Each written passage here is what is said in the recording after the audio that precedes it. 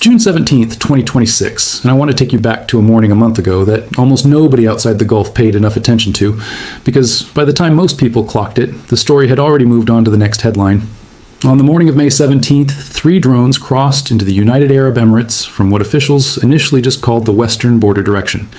2 of them got smoked by air defense before they got anywhere close to anything important. The 3rd one did not get smoked. It flew straight at the Baraka nuclear energy plant in Abu Dhabi's Al Dhafra region, the only nuclear power plant in the entire Arab world.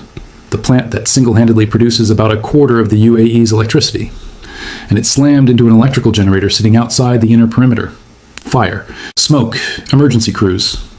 The kind of video clip that makes your stomach drop for about 4 seconds, until you remember that hitting a generator on the outside fence line of a nuclear plant is not the same thing as hitting a reactor core. I flew the F-15E for a long time, and I can tell you that even pilots get that same gut punch reaction when you hear the word nuclear attached to the word attack, because your brain doesn't wait around to read the fine print. It just goes straight to worst case. So today, we're going back to that morning, but we're not just replaying it. We're giving you everything that's come out since, because this is one of those stories that actually got more important after the headlines stopped, not less.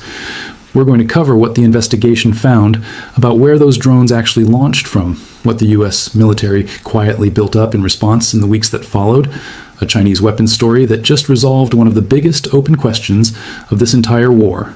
And then we're going to land on something that genuinely surprised me when I saw it cross the wire this week, which is that the same conflict that produced a drone strike on a nuclear plant might be about 60 days from actually being over. Stick around, because about 2/3 of the way through we're doing the global roundup, and this one's got a Taiwan story that's a little spicier than usual. So let's set the scene properly. Officials in Abu Dhabi called it what it was almost immediately. Sheikh Abdullah bin Zayed, the deputy prime minister and foreign minister, condemned what he called a treacherous terrorist attack. And honestly, that's not even him being dramatic. That's just an accurate description of flying an explosive drone at a nuclear facility's perimeter during a period when the world had been told, repeatedly, that there was a ceasefire in effect. No injuries, no radiation release. The UAE's nuclear regulator put out a statement saying all units were operating normally, and the IAEA confirmed the same thing within hours. So on a pure damage assessment, this was a contained incident. 1 generator, 1 fire, 0 casualties. But the reason this story matters isn't the generator. It's the precedent. This is, by most assessments, the first time in this entire war that a drone was deliberately flown at an operating commercial nuclear power plant in the Middle East. And the head of the IAEA, Rafael Grossi, basically stood up in front of the cameras and said the quiet part out loud, that military activity threatening nuclear safety is unacceptable. Full stop, no matter who's doing it or why. When the guy whose entire job is keeping nuclear material safe globally starts using language like that, you pay attention. For anyone who hasn't been tracking this plant specifically, Baraka is not some aging Soviet-era reactor sitting on borrowed time.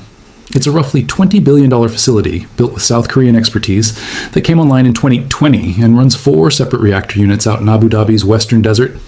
It is, genuinely, the only operating nuclear power plant anywhere in the Arab world, which is exactly why it makes such an attractive target for a message-sending strike. Because there is no second facility anybody can point to and say this kind of thing happens everywhere. This also wasn't even the plant's first brush with this exact threat. Back in 2017, while it was still under construction, Yemen's Houthi rebels claimed they'd fired a missile at it, a claim Abu Dhabi flatly denied at the time. So there's actually a small, ugly history here of Iran-aligned actors specifically eyeing this one facility, going back nearly a decade before this war even started. Now here's where the story actually starts to get interesting, because the question everybody wanted answered immediately was, where did these things come from? For the first day or two, the UAE's own statements were deliberately vague, just western border direction, which, in fairness to them, is the responsible thing to say while you're still running the forensics. But by the following Tuesday, the UAE's Ministry of Defense came out and said something much more specific. Technical tracking and monitoring confirmed that all 3 of those drones, both the ones intercepted and the one that got through, originated from Iraqi territory. Not from Iran directly, from Iraq. And that one detail changes the entire flavor of this story, because it means the people who actually built and launched these things weren't sitting in Tehran, they were sitting somewhere inside Iraq, almost certainly tied into the network of Iran-backed militias that operate under the loose umbrella of Iraq's popular mobilization forces. US officials have said these groups, factions like Kataib Hezbollah specifically, have hit American positions inside Iraq more than 600 times since this war started in February. 600 times, that's not a rogue cell doing something off-book. That's a sustained campaign running through a neighboring country that gives Tehran exactly what it wants, which is the ability to reach out and touch a Gulf nuclear facility while keeping its own fingerprints technically off the weapon. Iraq's government has struggled for years to fully rein in these factions, and Anwar Gargash, a senior advisor to the UAE's president, basically called this whole episode a warning shot. His words, not mine, pointing directly at Iranian militias in Iraq as the responsible party. The UN Security Council convened an emergency session and put out a statement condemning the attack in the strongest terms, specifically flagging the danger of targeting peaceful nuclear infrastructure. That's about as close to global consensus as you get on anything these days, and it still didn't produce an admission of responsibility from anybody. So that's the who. Now let's talk about the so what, because this is the fighter pilot section of the show, and I promised you tactical breakdowns, so let's get into it. When a single low, slow, small drone manages to get a hit on the outer perimeter of a facility as hardened and as heavily defended as Baraka, that's not really a story about the drone being unstoppable. Baraka's defenses are genuinely solid, and 2 out of 3 drones did get intercepted that morning, which is actually a pretty good save percentage against an Axis attack that's specifically designed to be hard to track. The story is about the math of saturation. You don't need a drone that can punch through air defense. You need 3 drones, and you accept that 2 get shot down because if even one leaks through and hits something that makes the news, you've achieved your objective, which in this case wasn't actually destroying the plant. Nobody seriously thinks 3 Shahed-style airframes were going to crack a reactor containment building. The objective was a message, and the message was, we can reach your nuclear infrastructure whenever we decide to. That's a deterrence play dressed up as a kinetic strike, and it's exactly the kind of asymmetric chess move Iran's proxy network has been running this entire war, because they know they cannot win a stand-up fight against a US carrier strike group or against 5th-generation fighters, so they don't try to. They make the war expensive and scary in places where the math favors them, which is low-cost drones against high-value civilian infrastructure. This is the same economics lesson Tehran has been leaning on since the very first week of this war, and it's worth restating because it explains why a plant as well defended as Baraka still ended up with smoke coming off a generator. A Shahed-style airframe costs somewhere in the neighborhood of $20,000 to $25,000 to build. A single interceptor fired to bring one down can run well into 7 figures depending on what system you're using. Send 3 drones at a target and force the defender to spend 3 expensive interceptors. And you've already won the economic exchange, even before anybody calculates whether the strike itself did any real damage. Iran figured this out years before this war started, which is exactly why its military shifted so heavily away from maintaining a fleet of aging, hard-to-sustain 4th-generation fighters, and toward mass-producing cheap, disposable one-way drones instead. You don't need to train an expensive pilot for a decade if your entire doctrine is built around sending a swarm of disposable airframes and accepting that most of them die on the way in. That's the playbook Baraka was a single data point inside of. And it's the same playbook driving everything else we've covered on this channel for months, from the floating armory seizure off Fujairah to the missile barrages aimed at Diego Garcia. On the American side, the response wasn't a single retaliatory strike you'd see splashed across a headline. It was quieter and frankly more interesting because it was a buildup, not a one-off. In the days that followed, CENTCOM increased combat air patrol sorties over the Strait of Hormuz, with F-16s and F-35s flying continuous coverage as part of the broader umbrella that's been running under the name Project Freedom, the operation built around keeping that waterway functional.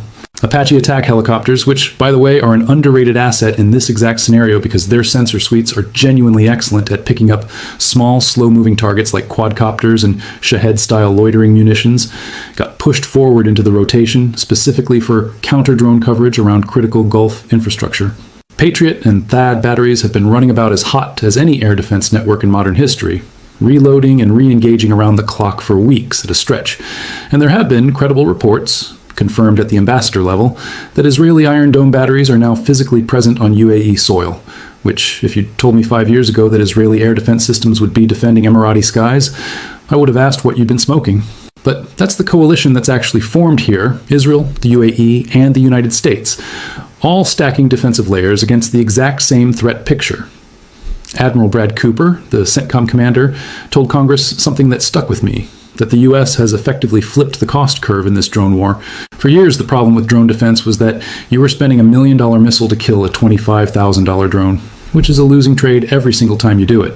Cooper specifically pointed to a program called Lucas, low-cost, uncrewed combat attack systems, essentially reverse-engineered, Americanized versions of the exact Shahed airframes Iran has been using against everybody, now being fielded by U.S. forces as a cheap counter to a cheap threat.